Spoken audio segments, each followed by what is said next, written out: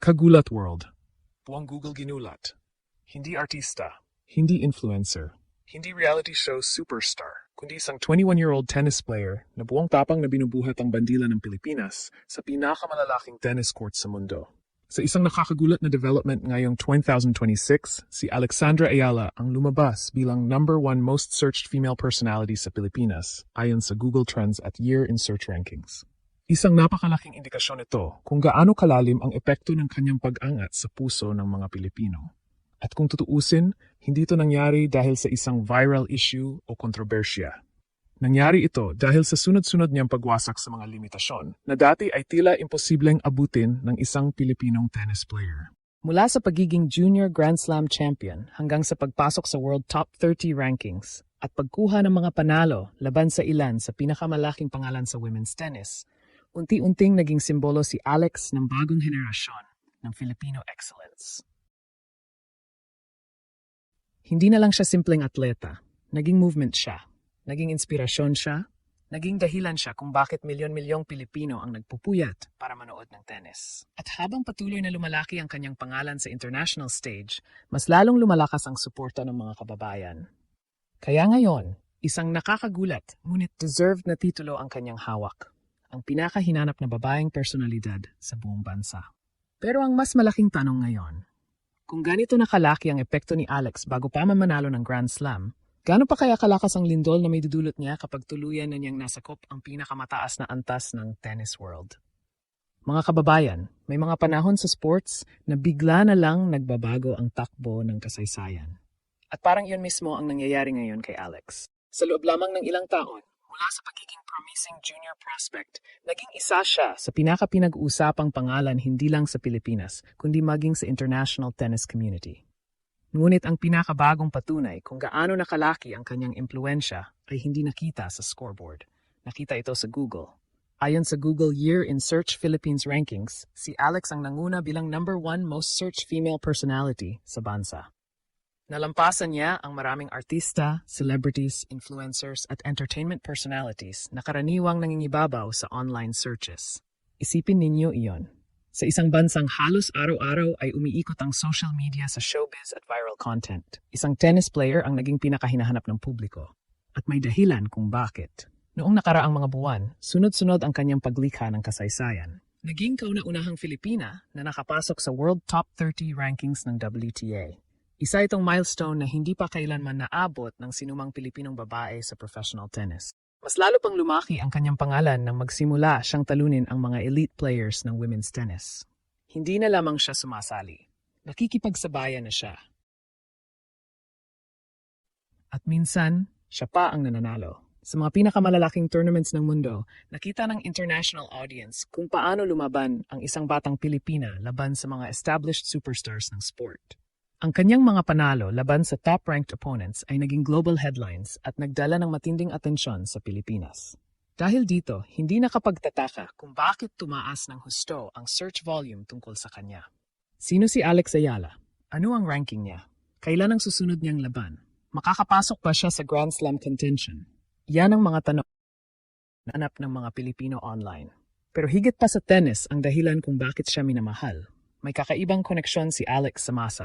Sa kabila ng international fame, nananatili siyang simple, kalmado, at proud na Pilipina. Kapag nagsasalita siya sa media, madalas niyang binabanggit ang Pilipinas. Kapag nananalo siya, dala niya ang bandila. Kapag may malaking tagumpay siya, buong bansa ang kasama niyang nagdiriwang. At marahil iyon ang tunay na dahilan kung bakit siya naging #1.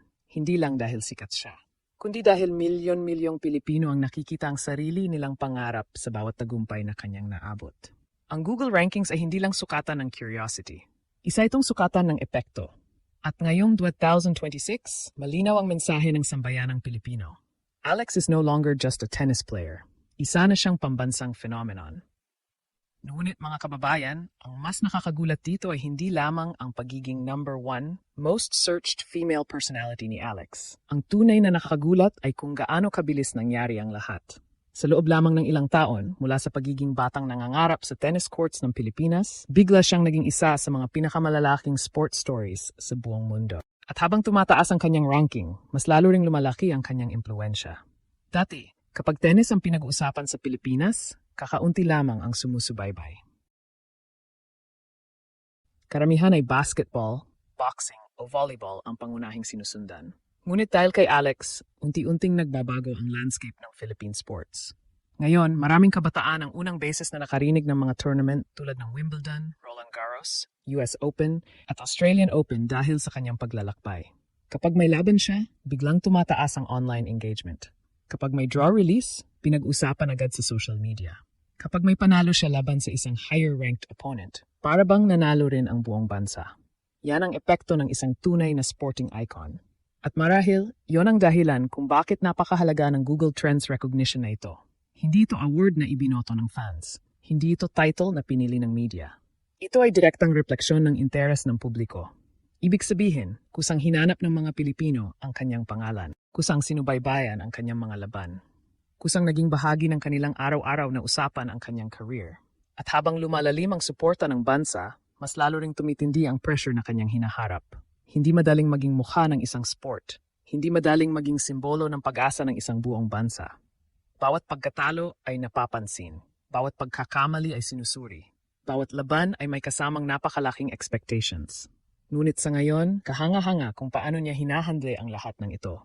Sa interviews, makikita ang kanyang maturity. Sa court, makikita ang kanyang composure. At sa harap ng milyon-milyong Pilipinong umaasang makakakita ng isang Grand Slam champion mula sa Pilipinas, nananatili siyang nakatutok sa proseso kaysa sa hype. Iyan marahil ang isa sa pinakamalaking dahilan kung bakit patuloy siyang umaangat. Hindi siya nalulunod sa kasikatan. Hindi siya nagpapadala sa ingay. Sa halip, ginagamit niya ang bawat tagumpay bilang susunod na hakbang patungo sa mas malaking pangarap. At ngayon, habang papalapit ang pinakamahalagang bahagi ng grass court season at ang pinakahihintay na Wimbledon Championships, lalo pang tumitindi ang atensyon ng buong tennis world. Dahil ang dating promising prospect ay isa ng tunay na contender. Ang dating batang Pinay na nangangarap lamang na makapasok sa malalaking torneo ay isa ng atleta na kayang magbigay ng problema sa pinakamalalaking pangalan sa WTA. Kaya hindi na nakapagtataka kung bakit Google searches, social media conversations, sports headlines, at maging international analysts ay patuloy na nakatutok sa kanya. Dahil sa bawat tournament na kanyang nilalaro, parang may bagong kabanata ng kasaysayan na naisusulat. At kung ang pagiging number 1, most searched female personality, ay patunay ng kanyang kasalukuyang impluensya, maaring ito ay simula pa lamang ng mas malaking phenomenon.